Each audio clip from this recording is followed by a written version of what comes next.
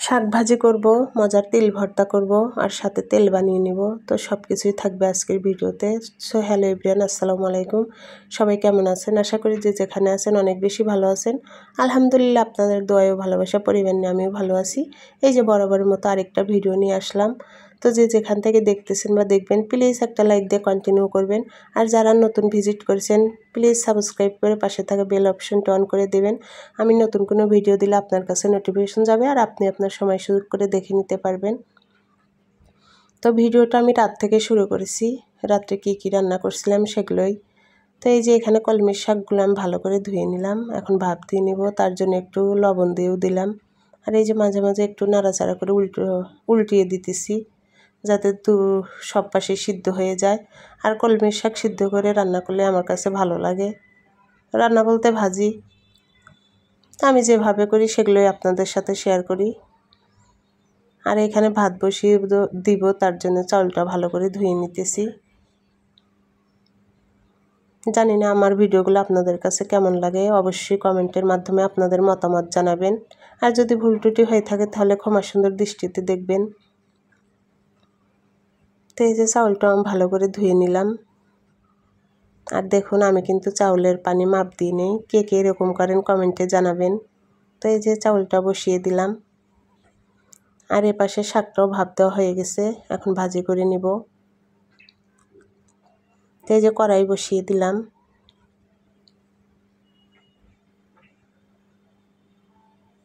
তো কড়াইটা গরম হয়ে গেছে, এখন দিয়ে দেবো একটু সরিষার তেল।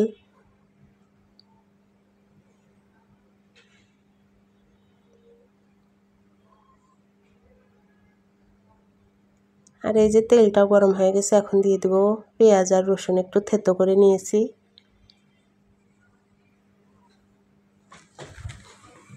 আর দিয়ে দেবো কয়েকটা কাঁচামরিচের ফালি।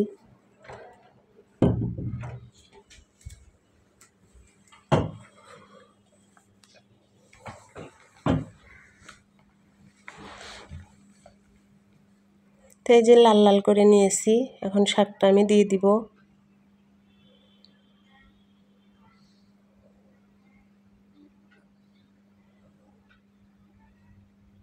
তো এই শাকটা দিয়ে দিলাম একটু, এখন ওগুলোর সাথে আমি ভালো করে নাড়াচাড়া করে নিব।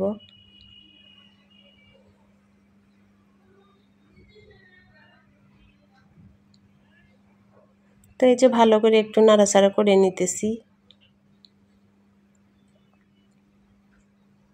আর এই কলমি শাকটা আমার অনেক ভালো লাগে। এর ফাঁকে একটা আপুর কমেন্ট পড়ে নেই।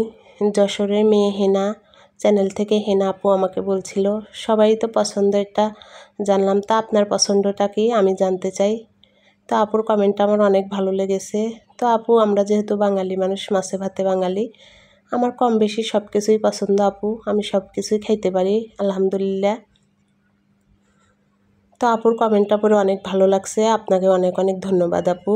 আর একটা আপু কমেন্ট করেছে, আকিব রাফিদ ব্লগস থেকে, ওই আপুটা কমেন্ট করেছে, অনেক ভালো লাগলো ভিডিওটা। তো একটা কথা বলি বোন, ঘরে পুতুল অথবা খেলনা জাতীয় কিছু রাখতে নেই, তাহলে ঘরে রহমতের ফেরেশতা ঢোকে না। তো ধন্যবাদ আপু, আমি কিছু মনে করিনি এত সুন্দর কমেন্ট করার জন্য। এভাবে আপনারা আমাকে কমেন্ট করবেন, যাতে আমি আমার ভুলগুলো শুধরে নিতে পারি। হ্যাঁ আপু, আমি পুতুলটা সরিয়ে রাখবো আপু। আপনাদেরকে অনেক অনেক ধন্যবাদ এত সুন্দর সুন্দর কমেন্ট করার জন্য। তো এই যে কথা বলতে বলতে দেখুন, আমি কিন্তু তিলটাও ভর্তা করে নিয়েছি। আর এইভাবে আপনারা তিল ভর্তা করে দেখবেন, অনেক মজা লাগে। প্রথম ভাজি করে ব্লেন্ডারে আমি মরিচ তিল করে ব্লেন্ড করে তারপরে এই যে পেঁয়াজ আর রসুন দিয়ে নিতেছি। আসলে আপনাদের এত সুন্দর সুন্দর কমেন্ট পেলে কাজ করার আগ্রহ বেড়ে যায়, অনেক ভালো লাগে। আর এই যে চলে আসলাম এখন তেল বানাইতে। আজকে আমি তেল বানাবো। তো এখানে পাতিলটা গরম হয়ে গেছে, আর দিয়ে দিলাম এই যে প্যারাশুট তেল। আমি যে তেল ইউজ করি সেটাই দিলাম, আপনারা আপনাদের মতো দিয়ে নেবেন। তো এই তেলটা কিন্তু অনেক উপকার চুলের জন্য।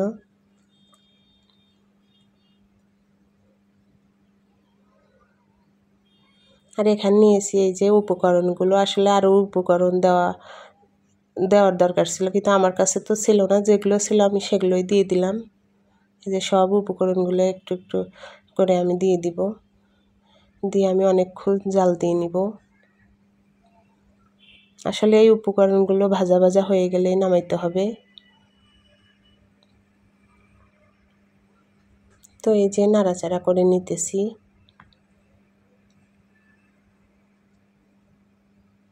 আপনারা একবার হলে ট্রাই করে দেখবেন, তেলটা অনেক উপকারে আসে। আমি এই তেলটাই ব্যবহার করি।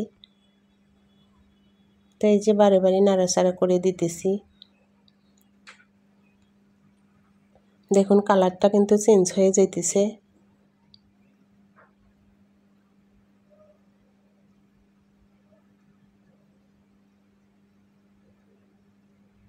তো এই যে সব কিছু ভাজা ভাজা হয়ে গেলে আমি বন্ধ করে নিব।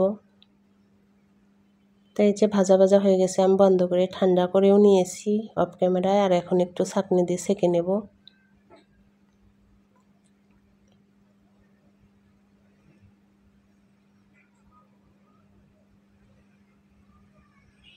আর এগুলো একটু চিপে চিপে নিব যতদূর সম্ভব নেওয়া যায়।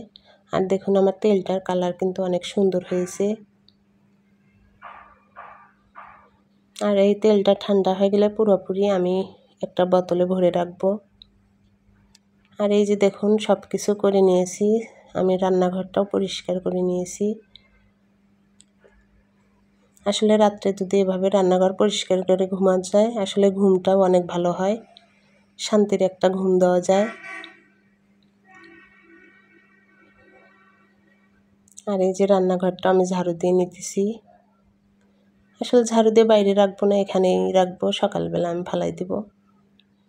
রাত্রে নাকি ঘর ঝাড়ু দেওয়া যায় না, তো ঝাড়ু দিয়ে রুমের ভিতরেই উঠাই রাখবো ময়লার বালতিতে। তো এই যে ফাইনালি রান্নাঘরটা আপনাদের দেখিয়ে দিই। এখন একটা শান্তির ঘুম দিতে পারবো। আসলে রান্নাঘরে এলোমেলো থাকলে আমার কিন্তু ঘুম হয় না। জানি না কোন আপুদের সাথে এরকম হয়, আমার সাথে কিন্তু এরকম হয়। আমার বেসিনে একটা প্লেট থাকলেও ঘুম হয় না। তো আজকের ভিডিওটা কেমন হয়েছে অবশ্যই কমেন্টে জানাবেন। আর প্লিজ আপুরা ভুল ত্রুটি হয়ে থাকলে ক্ষমা সুন্দর দৃষ্টিতে দেখবেন। তো এক পলকে দেখিয়ে দিলাম। তো সবাই ভালো থাকবেন, সুস্থ থাকবেন। আল্লাহ হাফেজ।